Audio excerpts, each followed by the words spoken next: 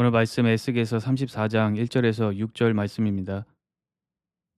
여호와의 말씀이 내게 임하여 이르시되 인자야, 너는 이스라엘 목자들에게 예언하라. 그들 곧 목자들에게 예언하여 이르기를 주 여호와께서 이같이 말씀하시되 자기만 먹는 이스라엘 목자들은 화 있을진저 목자들이 양떼를 먹이는 것이 마땅하지 아니하냐. 너희가 살찐 양을 잡아 그 기름을 먹으며 그 털을 입되 양떼는 먹이지 아니하는도다. 너희가 그 연약한 자를 강하게 아니하며 병든 자를 고치지 아니하며 상한 자를 싸매주지 아니하며 쫓기는 자를 돌아오게 하지 아니하며 잃어버린 자를 찾지 아니하고 다만 포악으로 그것들을 다스렸도다. 목자가 없으므로 그것들이 흩어지고 흩어져서 모든 들짐승의 밥이 되었도다. 내 양떼가 모든 산과 높은 맷뿌리에마다 유리되었고 내 양떼가 온 지면에 흩어졌을 때 찾고 찾는 자가 없었도다. 오늘 본문 말씀에서는 하나님께서 이스라엘의 악한 지도자들을 책망하십니다. 그들을 목자로 비유하시고 백성들을 양으로 비유하시며 양떼를 마땅히 먹여야 함에도 그렇게 하지 않고 오로지 이득만 취하는 악하고 불성실한 목자들이라고 말씀하십니다. 실상에서 목자와 양의 관계를 보면 목자는 양이 먹고 마시고 쉴 수 있는 넓은 초원과 물을 제공하고 맹수나 여러 가지 위험으로부터 지키는 일을 해야 합니다. 오늘날은 정해진 공간 안에서 비교적 안전하고 편하게 제공할 수 있겠지만 구약 시대에는 수많은 양떼를 먹일 만한 초원을 찾기 위해서 항상 장소를 찾으며 먼 거리를 이동해야 했습니다. 그 당시 목자라는 직업은 유목 생활을 하는 직업이었습니다. 지금도 중동에서는 유목 생활을 하면서 가축을 기르고 있습니다. 그렇게 목자는 양떼를 먹이고 지키는 일을 성실하게 수행해야 하는 직업입니다. 목자가 수고하면 양떼로부터 고기와 젖과 양털을 얻을 수 있었습니다. 그런 목자와 양떼의 관계로 비유하시면서 백성을 먹이고 지키기 위해 헌신해야 할 이스라엘 지도자들이 그러한 수고는 전혀 하지 않고 오로지 착취만 했다고 책망하시는 것입니다. 목자로 표현되는 이스라엘의 지도자는 왕부터 시작해서 관료들과 제사장들과 선지자들 모두를 포함합니다. 에스겔서 전반적인 내용을 볼 때 지도자들이 백성들로 하여금 하나님 말씀에 순종하도록 인도하고 영적으로 돌보는 수고를 했어야 했는데 그러한 수고는 전혀 하지 않고 오직 그들의 자리만 지키고 자신의 탐욕만 채웠던 것입니다.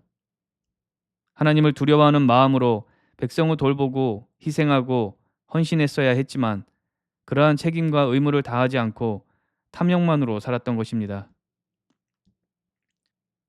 인류의 역사를 보면 정말 좋은 지도자는 드물고 완벽한 지도자는 단 한 명도 존재하지 않습니다. 그런데 이 땅의 사람 중에서 완벽한 지도자가 없다는 것을 인정하는 것은 사실 매우 중요한 것입니다. 사람은 하나님만을 왕으로 인정하지 않고 눈에 보이는 존재를 왕으로 섬기고 싶어 하고 더 깊은 차원에서 자기 자신이 인생의 주인이 되고 싶어 합니다. 그러나 이러한 생각은 스스로를 영적인 위험에 빠뜨리는 것입니다. 지난 역사를 볼 때 하나님을 모르고 사는 민족은 당연하고 하나님의 선택과 인도하심을 받고 세워진 이스라엘 민족도 하나님만이 왕 되심을 거부하고 눈에 보이는 왕을 구했습니다. 이스라엘이 처음 가나안 땅에 들어갈 때는 따로 왕을 세우지 않으셨습니다. 하나님께서 그들의 왕이셨기 때문입니다. 다만 하나님의 말씀을 대언하고 인도할 사사와 선지자를 두셨습니다. 이스라엘의 마지막 사사로 여겨지는 사무엘 선지자가 나이가 많이 들었을 때 그의 아들들은 행실이 온전치 않아서 지도자의 자리를 이어갈 수 없다고 판단이 되었고 새로운 지도자를 세우게 되었는데 그때 사람들은 다른 민족들처럼 왕을 세워달라고 요구합니다. 그러한 요구 때문에 사무엘은 안 좋은 마음으로 기도를 했고 그때 하나님께서는 이스라엘 민족이 사무엘 선지자를 버리는 것이 아니라 하나님을 버리고 그들의 왕이 되지 못하게 한 것이라고 말씀하십니다. 그들이 애굽에서 나올 때부터 하나님을 버리고 다른 신을 섬겼던 것처럼 하나님과 그분이 세우신 지도자를 버리고 왕을 세워달라고 한 것입니다. 이스라엘 민족이 애굽에서 나올 때 그들을 이끌던 모세가 시내산에 올라가서 하나님으로부터 십계명을 받으며 40일 동안 내려오지 않았을 때도 사람들이 했던 행동은 금송아지를 만드는 것이었습니다.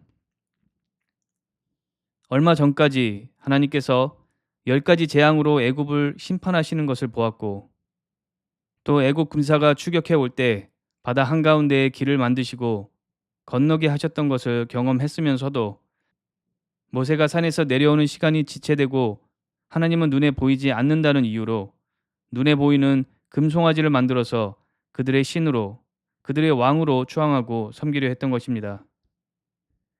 이스라엘 민족만 그런 것이 아니라 그들마저도 그렇게 했던 것입니다. 모든 사람은 그러한 죄성을 가지고 있습니다.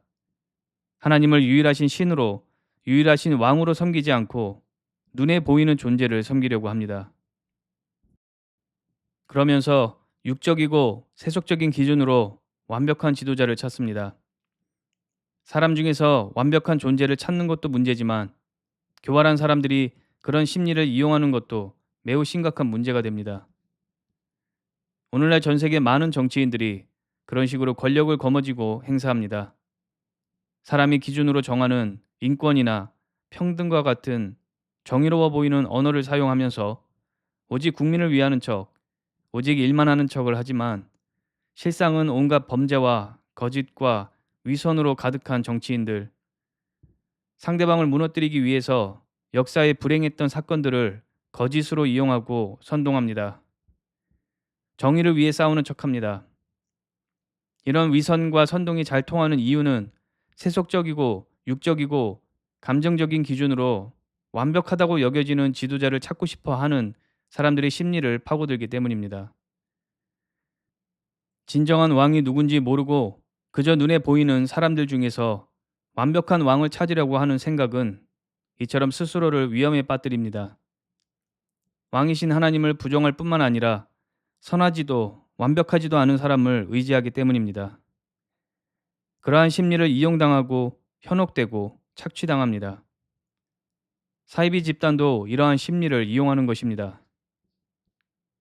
예수님께서는 그러한 위험성을 언급하셨습니다. 마태복음 7장 15절부터 20절 말씀은 거짓 선지자들을 경계하라는 말씀으로써 그들의 열매를 보고 분별하도록 하셨는데, 15절에 거짓 선지자들은 겉으로 양의 옷을 입고 나오는 일이라고 말씀하십니다. 선지자들이라고 해서 사역자만 말씀하시는 것이 아닙니다. 그 당시 종교인들과 선지자는 민족을 대표해서 이끄는 지도자들이었습니다. 눈에 보이는 완벽한 지도자를 찾고 섬기려고 하는 그 심리를 이용해서 겉으로는 순한 양처럼 하고 정의로운 말로 사람들의 마음을 얻지만 속은 욕심과 기만으로 가득하고 노략질하고 착취하는 일이나 늑대와 같은 악한 지도자들을 분별하고 삼가해야 한다는 것을 말씀하십니다. 예수 그리스도만이 우리의 완벽한 왕이 되신다는 것을 항상 기억해야 합니다. 항상 그리스도를 갈망하고 기다려야 합니다. 우리 힘으로는 죄를 해결할 수 없기 때문에 갈망하고, 우리 힘으로는 온전하게 통치하고 다스릴 수 없기 때문에 갈망해야 합니다. 이 세상에 그리스도가 없이는 아무런 소망도 없기 때문에 갈망해야 합니다. 이 땅에서 우리들끼리 살아보다가 잘 안 돼서 예수님을 찾게 되는 것이 아닙니다. 우리는 처음부터 삼위일체 하나님 없이는 아무것도 아닌 존재이고 하나님의 통치하심 안에서 살아야 하는데, 그러한 관계와 질서를 무너뜨리는 죄를 짓게 된 것이고 하나님과 단절되어서 살게 된 것입니다.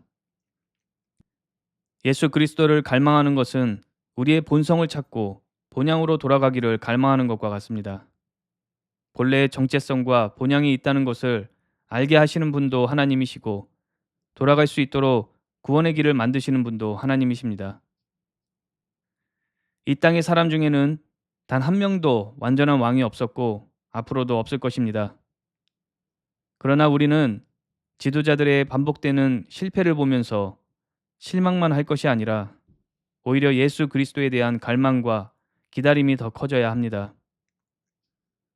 예수님께서 오시기 전에는 약속된 메시아를 갈망하고 사모하는 시간이었고, 예수님께서 오신 후에는 다시 오셔서 영원히 통치하실 날을 갈망하고 사모하는 시간이 되는 것입니다. 그러나 이 땅의 사람 중에 완벽한 왕과 지도자가 없다고 해서 올바른 지도자가 되기를 포기해도 되는 것은 아닙니다.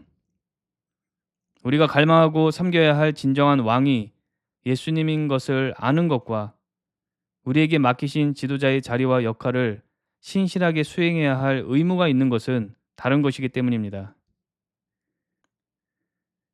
하나님을 믿지 않는 사람들은 이러한 의무에서 자유하다고 여길 수도 있지만 그것은 세상이 잘못 알고 있는 것입니다.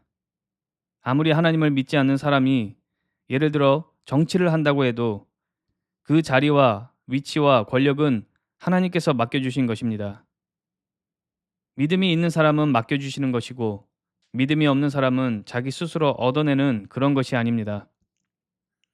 하나님께서는 지도자들에게 자리를 맡기시는 방법으로 사람들을 돌보시기 때문에 그 자리에서 일을 하게 되는 사람은 하나님을 믿던 믿지 않던, 하나님을 알던 모르던 하나님께서 맡기신 일을 수행하는 것입니다. 그 사람이 하나님 앞에 섰을 때 자신에게 맡겨졌던 자리가 하나님을 대신해서 일하는 자리인 줄 몰랐다고 말해도 여전히 책임을 물으실 것입니다.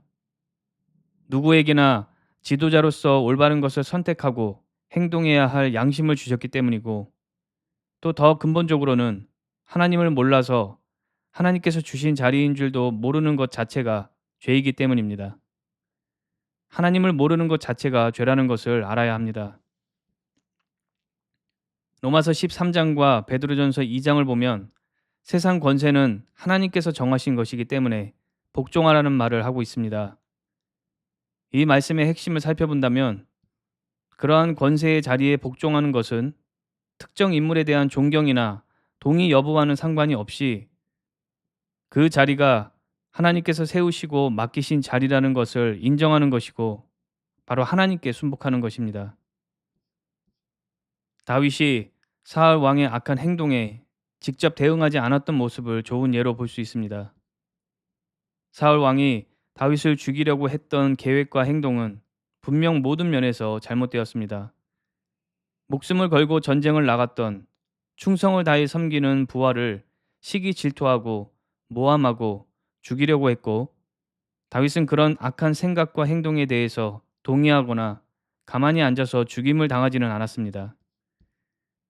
다만 왕의 자리가 근본적으로 인간으로부터 나온 것이 아니라 하나님께서 그분의 일을 맡기시기 위해서 세우신 자리라는 것을 알았기 때문에 사울에 대한 감정이나 그의 행동에 대한 동의 여부와는 상관없이 끝까지 왕으로서 대우하고 억울한 일에 대해서 직접 대응하지 않고 사울을 피했던 것입니다. 왕의 자리를 만드시고 일을 맡기시는 하나님의 주권과 권위를 인정했기 때문입니다. 정치인이나 공무 집행을 하는 자리뿐만 아니라 모든 부분에서 인도하고 돌보는 자리는 하나님을 대신해서 일하도록 맡겨주신 자리입니다. 가정 안에서 부모의 자리, 학교에서 선생의 자리, 교회에서 사역자의 자리, 직장에서 각 부서를 대표하는 자리, 수많은 지도자와 리더의 자리는 하나님으로부터 맡김을 받은 자리이며 신실하게 일했는지 책임을 물으시는 시간이 있을 것입니다. 그러한 것을 생각한다면 나에게 맡겨주신 위치와 일들이 얼마나 중요하고 엄중한지 알 수 있습니다. 맡기신 자리와 일에 대해서 책임을 물으시는 날이 반드시 있기 때문입니다. 또한 개인적인 탐욕을 위해서 권력의 자리에 앉는 것과 온갖 불법과 거짓으로 그 자리를 훔치는 행위가 얼마나 큰 죄악인지도 알 수 있습니다. 하나님께서는 그러한 탐욕스럽고 악한 부정행위를 반드시 심판하십니다. 양의 탈을 쓰고 많은 사람들을 속일 수는 있어도 하나님은 절대로 속일 수가 없습니다. 그러므로 우리는 항상 하나님을 경외함으로써 맡기신 지도자와 리더의 일을 성실하게 수행해야 합니다. 또한 죄인된 사람은 그 누구도 완벽할 수 없기 때문에 나의 능력으로 일하면서 하나님 앞에 죄를 짓고 사람을 괴롭힐 것이 아니라 우리의 완벽한 왕 대신 예수 그리스도를 의지하고 묵상하고 닮음으로써 일을 해야 할 것입니다.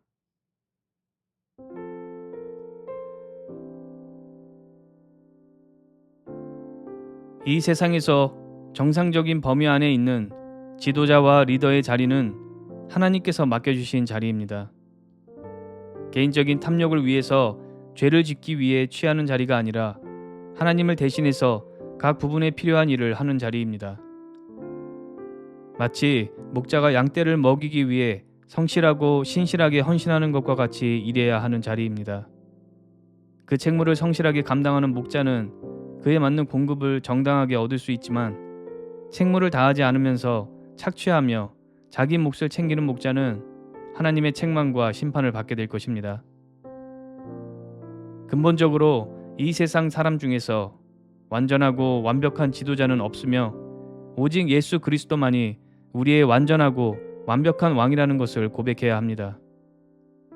그런 진리를 무시하고 이 땅에서 완벽한 존재를 찾으며 우상을 숭배하려고 한다면 악한 마귀와 악한 사람들이 그러한 심리와 욕구를 이용해서 우리를 착취하고 한참 잘못된 길로 인도해 나갈 것입니다. 우리는 부족하고 완전하지 못한 존재라는 것을 인정하고 지도자의 자리가 하나님께서 맡겨주신 일이라는 것을 기억해서 완전하신 예수 그리스도를 의지하는 가운데 일을 해야 합니다.